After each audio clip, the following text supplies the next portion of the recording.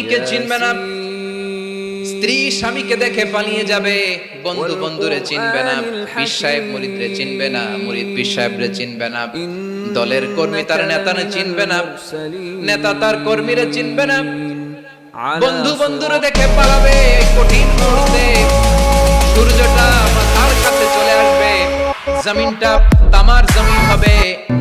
আজকের জমিনের মতো নয়, মানুষ ঘর্মাক্ত, ক্লান্ত, শ্রান্ত মাথার মগজগুলো কানের ছিদ্র আর নাকের ছিদ্র দিয়ে বেয়ে বেয়ে পড়বে। বিশ্বনবী ফরমান, ময়দানে 7 শ্রেণীর ব্যক্তিকে রব্বুল আলামিন তার আরশের নিচে ছায়া দিবেন।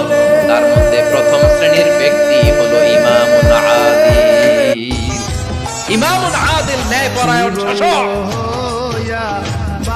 যে ইনসাফের সাথে বিচার করে, যে জাস্টিস সমাজে সার্ভ করে, যে সুশাসন নিশ্চিত করে, ওই